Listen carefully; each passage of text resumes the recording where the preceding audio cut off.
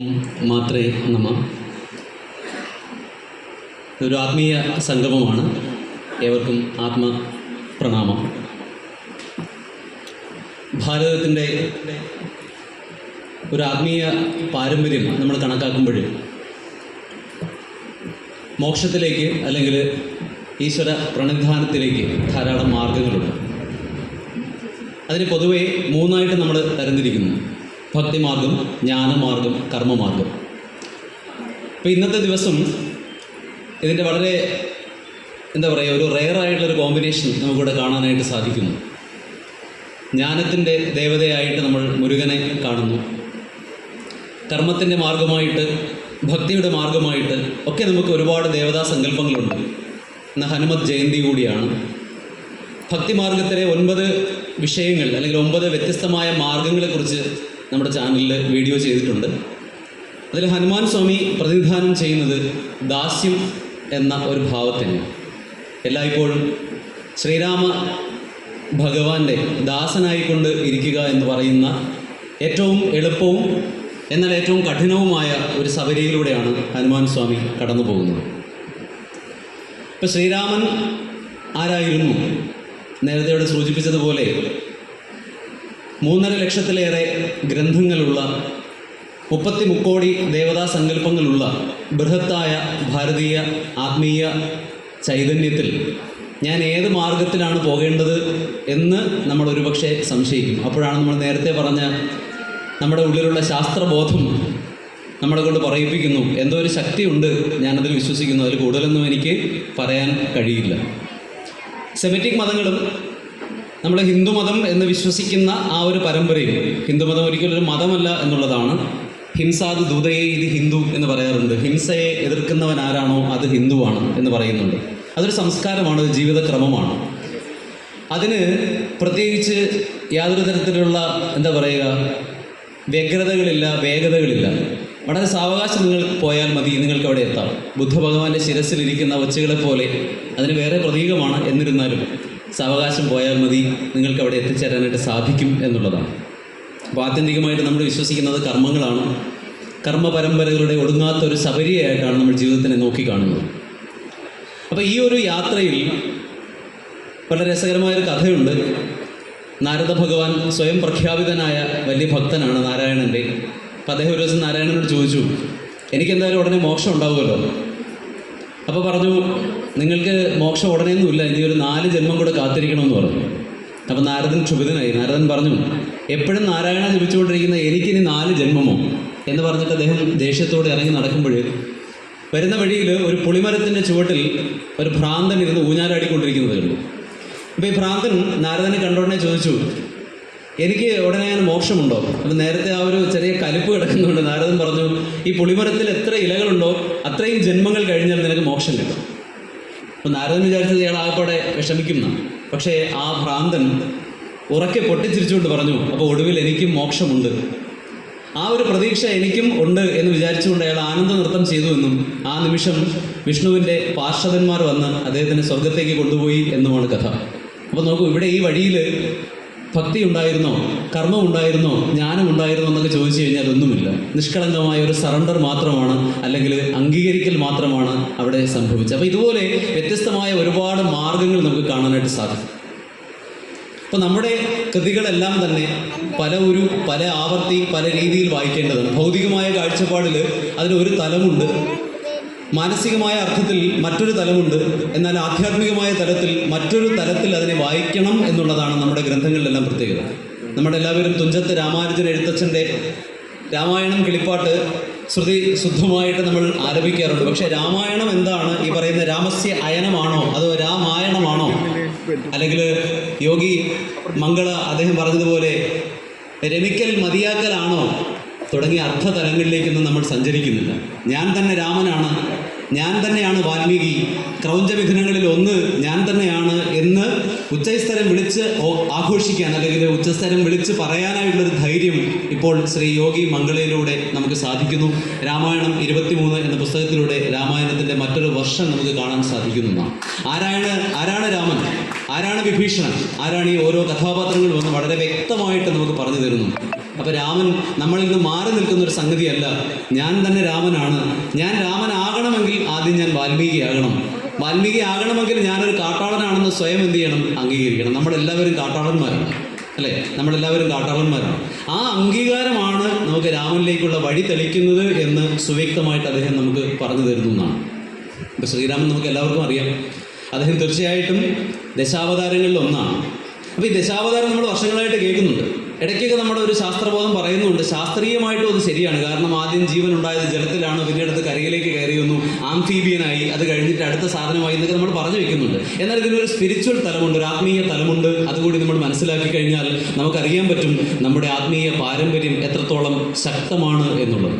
ഒരു ദൈവം മുകളിലിരിക്കുന്നു, ആ ദൈവത്തിനെ നിങ്ങൾ വിളിച്ചുകൊണ്ടിരുന്നാൽ തീർച്ചയായിട്ടും ദൈവം നിങ്ങളെ പ്രസാദിക്കും. അല്ലെങ്കിൽ തീർച്ചയായിട്ടും നിങ്ങളെ ദൈവം എന്ത് ചെയ്യുന്നു? നിത്യ നരകത്തിലേക്ക് കൊണ്ടിടും, വറുക്കും, പൊരിക്കും എന്നൊക്കെ പറഞ്ഞ് ഭീഷണിപ്പെടുത്തിയാണ് പല മതങ്ങളും അല്ലെങ്കിൽ പല സിദ്ധാന്തങ്ങളും നമ്മളെ. യഥാർത്ഥത്തിൽ ദൈവം എന്ന് പറയുന്നത് നിർമ്മമമായ സ്നേഹം മാത്രമാണ്, തിരിച്ചറിവ് മാത്രമാണ് എന്ന് ഭാരതീയ സംഹിതകൾ എപ്പോഴും പറയുന്നു എന്നാണ്. അതുകൊണ്ട് തന്നെയാണ് ഇവിടുത്തെ എന്താ പറയുക, ഋഷീശ്വരന്മാർക്ക് പറയാൻ പറ്റിയത് അഹം ബ്രഹ്മാസ്മി, ഞാൻ തന്നെയാണ് ഈശ്വരൻ എന്ന് ധൈര്യത്തോടു കൂടി പറയാൻ അവർക്ക് സാധിച്ചതെന്നാണ്. അപ്പോൾ ഈ അവതാരങ്ങളിൽ മത്സ്യാവതാരം എന്തിനെ കാണിക്കുന്നു? നമ്മളെല്ലാം പല ആൾക്കാരും ഇപ്പം മത്സ്യാവതാരമാണ് എന്ന് വെച്ചാൽ എന്താ, മത്സ്യത്തിന് പ്രത്യേകിച്ച് ലക്ഷ്യബോധമില്ല, എങ്ങോട്ടെങ്കിലുമൊക്കെ നീന്തിക്കൊണ്ടിരിക്കും. നമ്മളതുപോലെയാണ് അല്ലേ? രാവിലെ എഴുന്നേറ്റ് എന്തെങ്കിലുമോ കുറേ കാര്യങ്ങൾ ചെയ്യുന്നു. ഞാൻ എവിടെ നിന്നാണ് വന്നത് ഒരു ഐഡിയയും ഇല്ല, എങ്ങോട്ട് പോകുന്നു ഒരു പിടിയും ഇല്ല, എന്ന് മരിക്കും ഒരു ധാരണയുമില്ല. മരിക്കില്ല എന്നാണ് പലരും നമ്മൾ വിചാരിച്ചു ചെയ്യുന്നത്. അതുകൊണ്ടാണ് വേറൊരാൾ മരിക്കും നമ്മൾ പറയുന്നു കഷ്ടം അല്ലേ എന്ന് പറയും. നമുക്ക് അങ്ങനെ പറയാനുള്ള അധികാരമില്ല. കാരണം ഇന്നു നീ നാളെ ഞാൻ എന്നുള്ളത് നമ്മൾ അറിയണം എന്നാണ്. അപ്പം മരണത്തെക്കുറിച്ചുള്ള ഒരു ബോധം നമ്മുടെ ഉണ്ടെങ്കിൽ തീർച്ചയായിട്ടും അത് നമ്മുടെ ഉള്ളിലുള്ള ആത്മീയമായ പുരോഗതിക്കുള്ള ഒരു തീർച്ചയായിട്ടുള്ളൊരു എന്താ പറയുക, ഒരു തിരിതെളിക്കൽ ആയിരിക്കും എന്നുള്ളതൊരു സംശയമില്ല. അപ്പോൾ നമ്മളെല്ലാവരും നമ്മുടെ മത്സ്യം അല്ലെങ്കിൽ ഞാനിപ്പോൾ ഈ അവതാരങ്ങൾ പറയുമ്പോൾ നിങ്ങൾക്ക് തന്നെ അറിയാം നിങ്ങൾ ഓരോരുത്തരും ഏത് സ്ഥാനത്താണ് നിൽക്കുന്നതെന്നാണ്.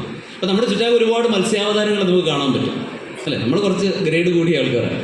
അപ്പോൾ അത് കഴിഞ്ഞിട്ട് കൂർമ്മം വരുമ്പോൾ കൂർമ്മത്തിൻ്റെ പ്രത്യേകത എന്താ? അത് 5 ഇന്ദ്രിയങ്ങളെയും അകത്തേക്ക് വലിക്കുന്നു എന്നാണ്, അല്ലേ? 4 കാൽപാദങ്ങളെയും അതുപോലെ അതിൻ്റെ വാലിനെയും അകത്തേക്ക് വലിക്കുന്നു, അത് കഴിഞ്ഞിട്ട് ശിരസിനെ വലിക്കുന്നു എന്ന് പറയുമ്പോൾ നമ്മൾ ഈ ഭൗതികമായ കാര്യങ്ങളിൽ നമുക്ക് മതിയായി മടുപ്പുണ്ടായിട്ട് നമ്മൾ എന്ത് ചെയ്യുന്നു? പതുക്കെ നമ്മുടെ ഇന്ദ്രിയങ്ങളെ അകത്തേക്ക് വലിച്ചു തുടങ്ങുന്നു. നമ്മുടെ ബോധത്തിനെ അകത്തേക്ക് വലിച്ചു തുടങ്ങുന്ന ഒരു അവസ്ഥയിൽ നമ്മൾ എത്തിയാൽ നമ്മൾ കൂർമാവതാരമായി കഴിഞ്ഞു എന്നാണ്. നമുക്ക് എന്ത് രസകരമായിട്ടാണ് പറഞ്ഞു വെച്ചിരിക്കുന്നത്. അപ്പോൾ നമ്മളൊക്കെ കൂർമ്മത്തിൻ്റെ ഒരു തുടക്കമാണെന്ന് എനിക്ക് തോന്നുന്നു, അല്ലേ? ഒരു കൈ നമ്മളിങ്ങനെ വലിക്കും, പക്ഷേ അത് അപ്പോഴും തന്നെ പുറത്തോട്ട് ഇടുകയും ചെയ്യും. കാരണം നമുക്ക് ഈ ഭൗതികമായ കാമനകളോടുള്ള അതുകൊണ്ട് തീരുന്നില്ല. നമ്മൾ പറയണം, ഇന്നും കൂടെ ഇതൊക്കെ വന്ന് ആഘോഷിച്ചിട്ട് നാളെ തൊട്ട് ഞാൻ എന്തായാലും വ്രതം പിടിക്കുകയാണ് പറഞ്ഞിട്ടിരിക്കുകയാണ്, അല്ലേ? അതാണ് നമ്മുടെ. അപ്പം നമ്മുടെ കൂർമ്മത്തിൻ്റെ ഇതിലേക്ക് എത്തി നോക്കുന്നതേ ഉള്ളൂ. അത് കഴിഞ്ഞിട്ട് അടുത്ത വരാഹമാണ്. വരാഹ അവതാരം എന്ന് പറഞ്ഞാൽ നമ്മുടെ ഉള്ളിലുള്ള ഭൂമി തത്വത്തിനെ നമ്മൾ ഉണർത്തുന്നു എന്നാണ്. കുണ്ടലിനി ശക്തി, പന്നി അറിയാമല്ലോ, വരാഹം തൻ്റെ തേറ്റ വെച്ച് ഭൂമിയെ കുത്തിപ്പൊക്കുന്നു എന്ന് പറഞ്ഞാൽ നമ്മുടെ മൂലാധാര ചക്രത്തിൽ ആദ്യമായിട്ടൊരു കൊത്തു കൊടുക്കുന്നു, അല്ലെങ്കിൽ അവിടെയുള്ള ഭൂമി തത്വത്തിനെ നമ്മളിങ്ങനെ മുകളിലേക്ക് തള്ളുന്നു എന്നാണ് വരാഹ അവതാരത്തിൻ്റെ അല്ലെങ്കിൽ വരാഹമൂർത്തിയുടേതായ എന്താ പറയുക, ആത്മീയമായിട്ട് നമുക്കതിനെ വിശദീകരിക്കാൻ കഴിയും. അപ്പം നമുക്ക് പലർക്കും ആ ഒരു വരാഹ രൂപം നമുക്ക് വന്നിട്ടുണ്ട്. ചെറിയൊരു തള്ളൽ നമ്മൾ ചെയ്ത് തുടങ്ങിയിട്ടുണ്ട്. നമ്മളിങ്ങനെ അല്ലേ, നമുക്കൊരു ചെറിയ പൊക്കൽ ഇങ്ങനെ വന്ന് തുടങ്ങിയിട്ടുണ്ട്.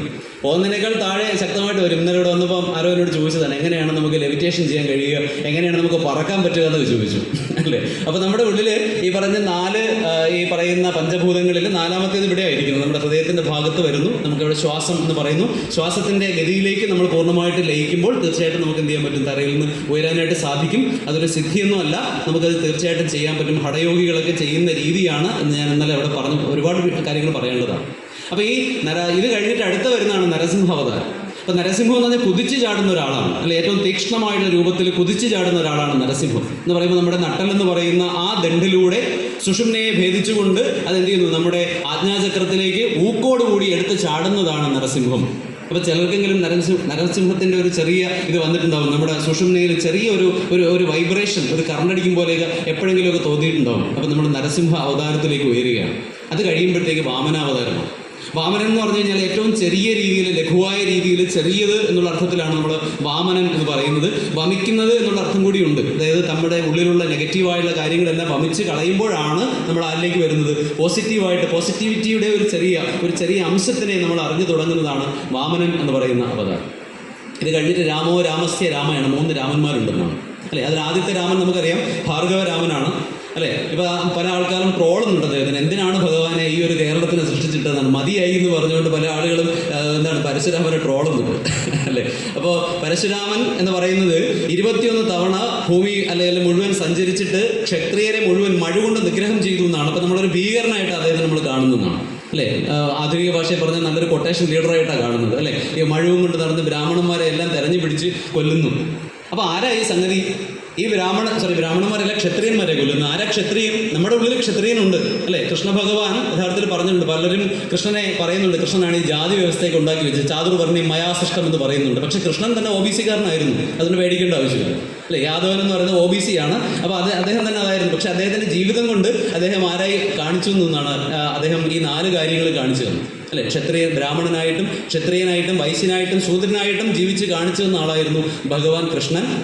അപ്പോൾ ഞാൻ പറഞ്ഞു വന്നത്, ഈ പറയുന്ന ക്ഷത്രിയൻ എന്ന് പറഞ്ഞാൽ അധികാരം അല്ലേ. അധികാരം എന്ന് വെച്ചാൽ അതാണ് ഈഗോ അല്ലേ. നമുക്ക് ഒരിക്കലും കീഴ്പ്പെടുത്താൻ കഴിയാത്തൊരു സാധനമാണ് ഈഗോ. ഞാൻ വരുമ്പോൾ എനിക്ക് വലിയ കസേര കിട്ടണം, എനിക്ക് അത് കിട്ടണം, ഞാൻ അല്ലേ എൻ്റെ ഒരു കൃപ കൊണ്ടാണ് ഈ ലോകം മുഴുവൻ ഇങ്ങനെ പോകുന്നതെന്നാണ് നമ്മൾ നടക്കുമ്പോൾ വിചാരം. ഒന്ന് ആലോചിച്ച് നോക്കുക, ഈ ഓരോരുത്തരും നടക്കുമ്പോൾ അവർ സ്വയം മനസ്സിൽ വിചാരിക്കണം, എന്താ ജാൻതാ ഹേ സാല അമ്മയെ പോന്നു, ഞാൻ ആരാണെന്ന് നിങ്ങൾക്ക് അറിയാമോ അല്ലേ. എൻ്റെ ഒരു കൃപ കൊണ്ടാണ് ഞാൻ ഇവിടേക്ക് ഇങ്ങനെ പോകുന്നത്. ചില വിചാരിക്കും ഞാൻ ജനിക്കേണ്ട ഒരാളെ അല്ല, പിന്നെ ഈ മറ്റുള്ളവരുടെ നന്മയ്ക്ക് വേണ്ടി ഞാൻ ഭൂമിയിൽ അവതരിച്ചു എന്നൊക്കെയുള്ള ഭയങ്കരമായ ഒരു ഈഗോ കൊണ്ടാണ് നമ്മളെല്ലാം നടക്കുന്നത്. അങ്ങനെ 21 തവണ തൻ്റെ ഉള്ളിലുള്ള ക്ഷത്രിയനെ അദ്ദേഹം വധിച്ചു എന്നാണ് അർത്ഥം. അപ്പം നമ്മൾ എന്ത് ചെയ്യണം? നമ്മുടെ ഈഗോ ഡിസ്ട്രക്ഷൻ എന്ന് പറയുന്ന സാധനം ചെയ്യണം. അത് എത്ര എളുപ്പമൊന്നുമല്ല അല്ലേ. നമ്മൾ വിചാരിക്കും എൻ്റെ ഈഗോയെ ഞാൻ കീഴടക്കി, ഞാനത് സറണ്ടർ ചെയ്യുന്നു എന്നൊക്കെ പറയുന്നെങ്കിലും നമ്മുടെ ഉള്ളിൽ ആര് തലപൊക്കും?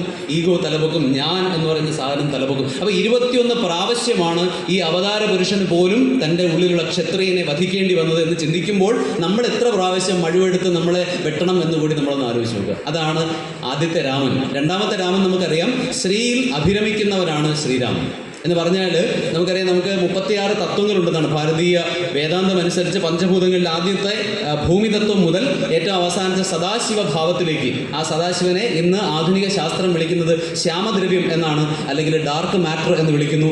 67% പ്രപഞ്ചത്തിൽ ഇപ്പോഴും നിലനിൽക്കുന്ന ഗൂഢമായുള്ള ശ്യാമദ്രവ്യമാണ് ഭഗവാൻ ശിവൻ, സദാശിവൻ എന്ന് ഇന്ന് ആധുനിക ശാസ്ത്രം വെളിപ്പെടുത്തുന്നു. ഈ പ്രാവശ്യം നോബൽ പ്രൈസ് കിട്ടി അവർക്ക് കണ്ടുപിടിക്കാൻ കഴിഞ്ഞത് ഈ പ്രപഞ്ചത്തിന് ഭ്രാന്താണെന്നാണ്. ഫിസിക്സിന് നോബൽ പ്രൈസ് കിട്ടിയ സയൻറ്റിസ്റ്റുകൾ കണ്ടുപിടിച്ചത് ഈ പ്രപഞ്ചത്തിന് ഭ്രാന്താണെന്നാണ്. ഈ ഭ്രാന്താണ് പ്രപഞ്ചത്തിന് മായയാണ് എന്ന് പറഞ്ഞുകൊണ്ടാണ് ഭാരതീയ വേദാന്തം ആരംഭിക്കുന്നത്. അപ്പോൾ നമ്മൾ ആലോചിച്ച് നോക്കുക, എത്രത്തോളം വലിയ ദർശനങ്ങളാണ് നമ്മുടെ ഋഷിമാർ നമുക്കിവിടെയായി വരച്ചിട്ട് തന്നത് എന്നുള്ളതാണ് നമ്മൾ ഏറ്റവും കൃതജ്ഞതയോടുകൂടി നമ്മൾ ഓർക്കേണ്ടതെന്നാണ്. അപ്പോൾ ഒരു വലിയ സ്വർണ്ണഖനിയുടെ മുകളിൽ ഇരിക്കുന്ന ആൾക്കാരാണ് നമ്മൾ. പക്ഷെ നമുക്ക് നിരാശയാണ്, വെപ്രാളമാണ്, മൊത്തത്തിൽ പോക്കാണ് അല്ലെ. നമ്മൾ പലരും കയറും എടുത്തുകൊണ്ട് പോകുന്നു, അല്ലെന്നുണ്ടെങ്കിൽ വിഷം കുടിക്കാൻ പോകുന്നു, അല്ലെങ്കിൽ ട്രെയിനിന് തലവയ്ക്കാൻ പോകുന്നു. കാരണം നമുക്ക് സമാധാനമില്ല, നമ്മളത് അറിയാൻ ശ്രമിക്കണം എന്നാണ്. അപ്പോൾ അടുത്ത രാമൻ എന്ന് പറയുന്നത് ബലരാമനാണ്. ബലരാമന് നമ്മളൊരു വിശേഷണം കൊടുക്കുന്നുണ്ട്, എപ്പോഴും കുടിച്ച് മദ്യപിച്ച് നടക്കുന്ന ഒരാളാണ്, ലെക്ക് കെട്ട് നടക്കുന്ന ആളാണ് അദ്ദേഹം എന്ന് പറയുന്നത്. അദ്ദേഹത്തിൻ്റെ കയ്യിലൊരു കലപ്പ ഇരിപ്പുണ്ട്. ഈ കലപ്പ കൊണ്ട് കാളന്തിയെ തോന്നുന്ന വഴിക്കൊക്കെ എന്ത് ചെയ്ത് വലിച്ചുകൊണ്ട് പോകുന്ന ആളാണ്.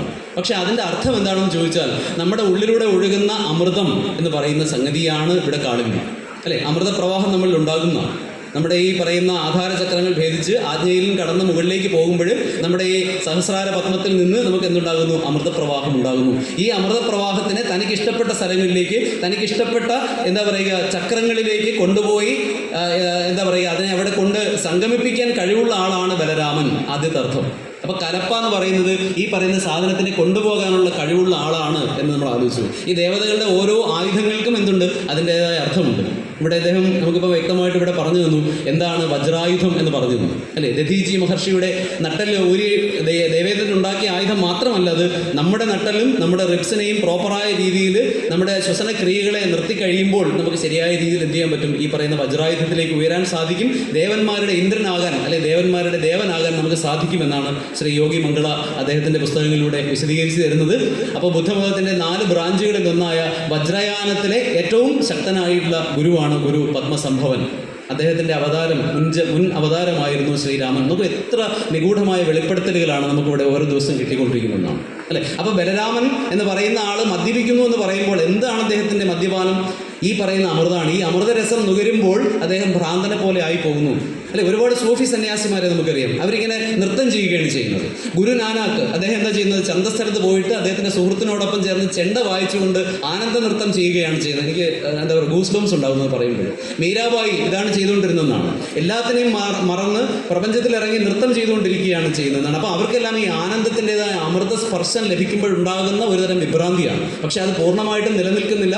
ഇടയ്ക്കിടയ്ക്ക് അവർ ലൗകികതയിലേക്ക് തിരിച്ചിറങ്ങി വന്നുകൊണ്ടിരിക്കുന്നു. ഭഗവാൻ രാമൻ എന്ന് പറയുന്നത് ഭൗതികതയുടെയും ആത്മീയതയുടെയുമായി ഇടയ്ക്ക് നിൽക്കുന്ന ഒരാളാണ്, അല്ലേ? രാമന്റെ ജീവിതം നമുക്കറിയാം, ഒരുപാട് കഷ്ടപ്പാടുകളും ദുരന്തങ്ങളും നിറഞ്ഞ ഒന്നാണ് ഭഗവാൻ രാമന്റെ ജീവിതം. പക്ഷെ അവിടെയും അദ്ദേഹം എന്ത് ചെയ്യുന്നു, തൻ്റെ ഈ ശ്രീ ഉപാസനയിലേക്ക് അദ്ദേഹം പോകുന്നു എന്നാണ്. അപ്പോൾ ശ്രീയുമായിട്ട് രമിക്കുന്നവരാണ് ശ്രീരാമൻ എന്ന് നമ്മൾ പറഞ്ഞു വെച്ചു.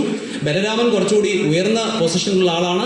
അദ്ദേഹത്തിനെ നമ്മൾ പറയുന്നത് സവികൽപ്പ സമാധി എന്നാണ് പറയുന്നത്, അല്ലെ? യോഗയിലെ ഏറ്റവും ഉയർന്ന സവികൽപ്പ സമാധിയിൽ നിൽക്കുന്ന ആളാണ്. അതായത് ഇടയ്ക്കിടയ്ക്കിടയ്ക്ക് അദ്ദേഹത്തിന് ആത്മീയ ആനന്ദമുണ്ടാകും, ആത്മപ്രഹർഷമുണ്ടാകും, അല്ലെ? ഏറ്റവും വലിയ ആനന്ദമുണ്ടാകും. പക്ഷെ കുറച്ച് കഴിയുമ്പോൾ ലൗകികതയിലേക്ക് അദ്ദേഹം തിരിച്ച് ഇറങ്ങി വരുന്നു. ഇതാണ് ഈ പറയുന്ന സവികൽപ്പ സമാധി.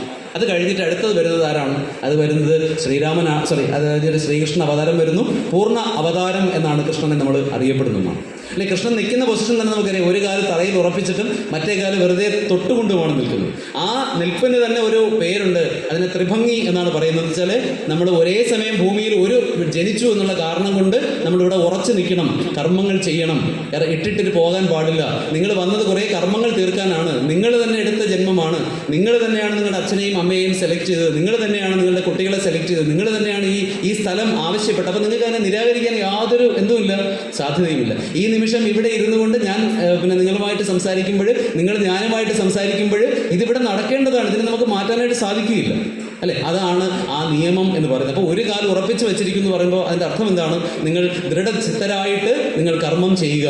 എന്നാൽ മറ്റേ കാലം നമ്മൾ തൊട്ടിട്ടേ ഉള്ളൂ. അതിൻ്റെ അർത്ഥം എന്താ? ഏത് നിമിഷവും ഇവിടുന്ന് പോകണം, അല്ലെ? 5 ഏക്കർ വസ്തു വാങ്ങിക്കുമ്പോൾ ആലോചിക്കണം, ഞാൻ കർമ്മം ചെയ്തു, പക്ഷെ അടുത്ത നിമിഷം ആലോചിക്കണം, ഇതെനിക്ക് ഇവിടുന്ന് കളഞ്ഞിട്ട് പോകാനുള്ളതാണ്, അല്ലെ? ഇതേ രീതി നമ്മുടെ ഉള്ളിൽ വന്നു കഴിഞ്ഞാൽ പിന്നെ ആനന്ദം മാത്രമേ ഉള്ളൂ. കാരണം ഞാനും പ്രപഞ്ചവും രണ്ടല്ല, ഞാൻ തന്നെയാണ് പ്രപഞ്ചം, ഇതെല്ലാം എൻ്റേതാണ്. അതാണ് കൃഷ്ണ എന്നുള്ള പദത്തിൻ്റെ അർത്ഥം തന്നെ എന്താണ്? ആകർഷിക്കുക എന്നാണ്. എല്ലാം എന്നിലേക്ക് ആകർഷിച്ചു കൊണ്ടേയിരിക്കുന്നു. എനിക്കൊന്ന് ഏറ്റവും പോപ്പുലറായ ദൈവങ്ങളിലൊന്ന് കൃഷ്ണനാണെന്ന് തോന്നുന്നു, അല്ലേ? എല്ലാവർക്കും ഇഷ്ടമാണ്. കാരണം ഏത് രീതിയിൽ വേണമെങ്കിലും കാണാം, ഉണ്ണിക്കണ്ണനായിട്ട് കാണാം, കാമുകനായിട്ട് കാണാം, അല്ലെ? ആരായിട്ട് വേണമെങ്കിലും ഭഗവാൻ കൃഷ്ണനെ കാണാം. അപ്പോൾ കൃഷ്ണൻ എന്ന് പറയുന്നത് എപ്പോഴും ആനന്ദം മാത്രമുള്ള നിർവികൽപ്പ സമാധി എന്ന് പറയുന്ന അവസ്ഥയിൽ നിൽക്കുന്ന ആളാണെന്നാണ്. നിർവികൽപ്പ സമാധിയിലാണ് അദ്ദേഹം നിൽക്കുന്നത്.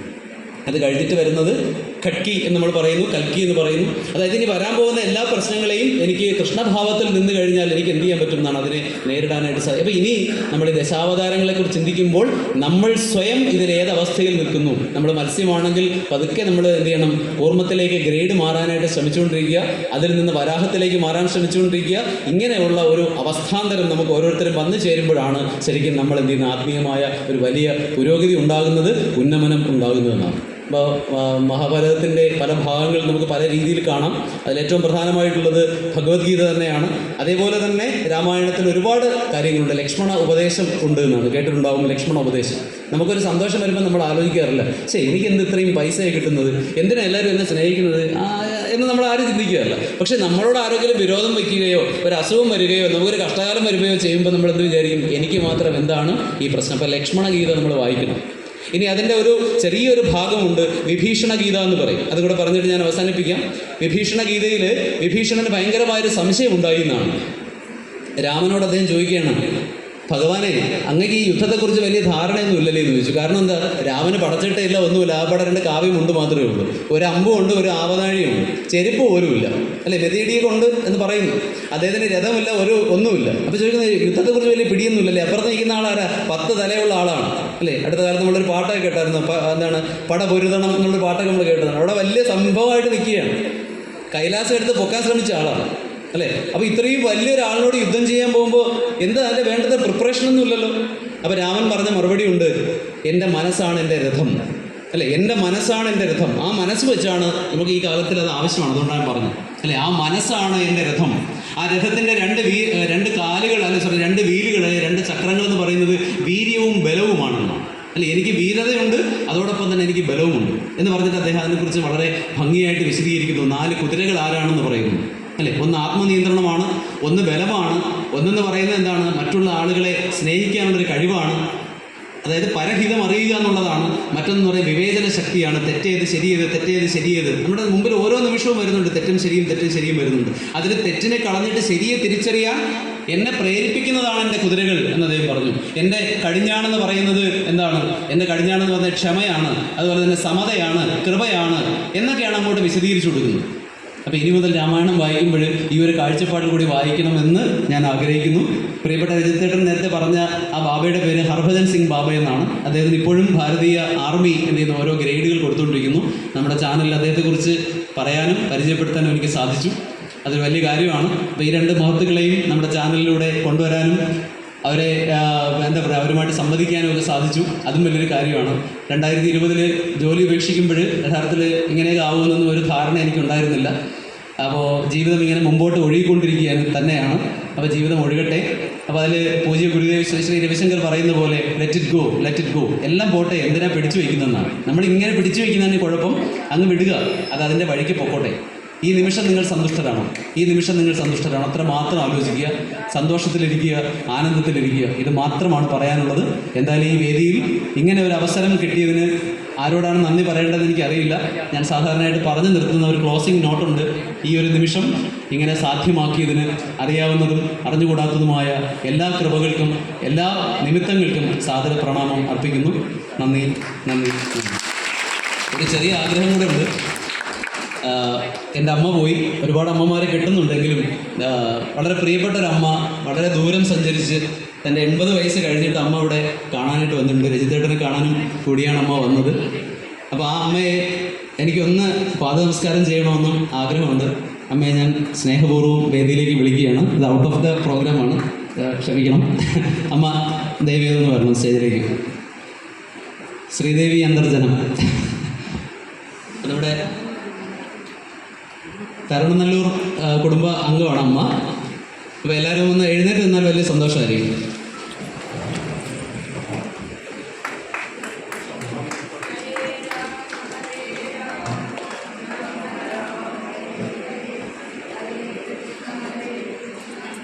എൻ്റെ അമ്മയ്ക്ക്